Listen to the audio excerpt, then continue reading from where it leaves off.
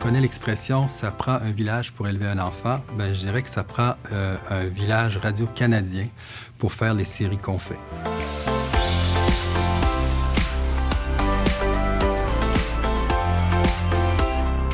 Nous, le travail au département des dramatiques et des longs métrages, c'est en fait de sélectionner les séries qui vont passer à l'écriture et éventuellement qui vont passer à la production et finalement à la diffusion. Donc nous, on accompagne les producteurs externes pour qu'ils puissent faire leur fiction, pour qu'ils puissent amener leur fiction à leur plein potentiel, que ces fictions-là trouvent leur public éventuellement avec la collaboration de tous les départements. Ce qu'on fait, nous, c'est qu'on reçoit les pitchs, c'est-à-dire qu'on reçoit les propositions des nouvelles séries pour voir parmi le lot sur lesquels on va travailler, lesquels peuvent compléter notre portfolio, peuvent compléter notre ligne éditoriale et sur lesquels on pourrait miser à terme pour une mise en production.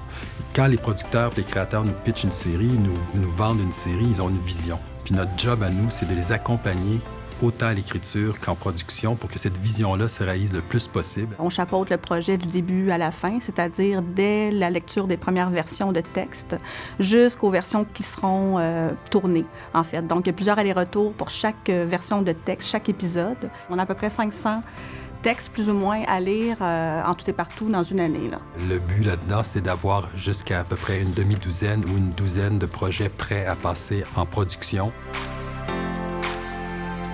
Une fois que la série est disponible, si on parle d'une série de fiction, elle est disponible pour sa diffusion linéaire. Puis le principal critère, c'est sûr que c'est sa force, son potentiel d'auditoire. C'est ça qui va déterminer la case horaire. Si on parle des séries dramatiques originales de Radio-Canada, la plupart du temps, on s'en tient à une stratégie verticale qui a fait ses preuves à Radio-Canada, c'est-à-dire que si on prend, par exemple, District 31, c'est une stratégie horizontale, du lundi au jeudi, mais il y a aussi des soirées thématiques. Par exemple, le lundi et le mardi à Radio-Canada, on est en série dramatique essentiellement. Donc, c'est souvent dans ces soirées-là, donc de 20h à 22h, qu'on va placer nos séries annuelles en général. Ensuite, quand un projet est officiellement déclenché, le chef de projet dans mon équipe va entamer les négociations avec les producteurs indépendants. Il va évaluer la raisonnabilité des coûts, il va identifier les sources de financement complémentaires qui sont disponibles et il va également négocier les droits disponibles dont on a besoin pour les exploitations sur nos différentes plateformes et aussi les droits pour la distribution internationale. On a développé une belle collaboration avec André et son équipe. On travaille plusieurs mois ensemble en amont de la diffusion. On va lire les textes, rencontrer le producteur, brainstormer ensemble sur des catégories d'annonceurs. L'objectif étant de trouver un partenaire qui va bien s'intégrer au contenu contexte de la série, qui va la présenter, la commanditer, développer un concours, faire du contenu de marque ou autre. D'ailleurs, on est souvent sollicité pour fournir soit des automobiles, des meubles pour différentes productions. Puis nous, ça nous aide à aller chercher aussi des revenus.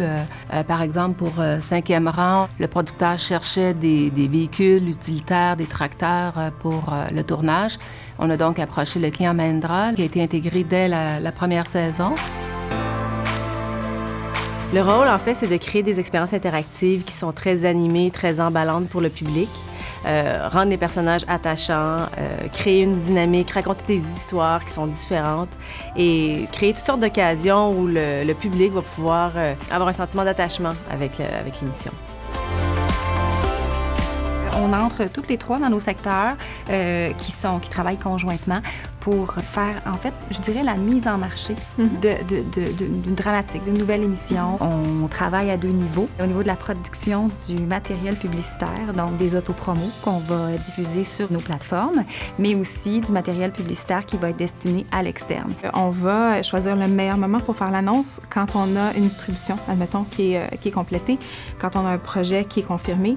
Et donc là, on va choisir notre stratégie pour faire l'annonce qui aura un maximum d'impact. On est là dès le go de l'équipe d'André Béraud jusqu'à la fin de la diffusion du dernier épisode à la télévision. Puis même, des fois, on est encore là après pour une certaine relance, si par exemple, c'est sur Tout.tv ou l'inverse, à la télé, etc., etc. On dit souvent qu'on est vraiment les premiers sur la ligne de front, en fait, parce qu'on a vraiment un contact direct avec le public qui consomme les dramatiques. On a vraiment le pouls du public en temps réel. c'est parce qu'on est tous là et c'est parce qu'on rame tous dans la même direction qu'on est capable d'offrir les fictions qu'on a présentement à l'antenne. C'est un travail d'équipe. C'est aussi cette synergie-là qui permet que nos fictions soient découvertes. Encore le mot découvrabilité, parmi toute l'offre qui existe à travers le monde et aussi sur notre territoire. Puis sans ça, sans ce courage-là, sans cette audace-là, sans cette ligne éditoriale audacieuse et rassembleuse, et sans nos patrons qui nous supportent, qui nous soutiennent et qui sont courageux, bien, on n'en serait pas là. On n'est pas fous. On sait très bien qu'on fait un des plus beaux métiers du monde, mais sinon le plus beau métier du monde. Puis pour la fiction, c'est probablement ici que c'est la meilleure place où travailler.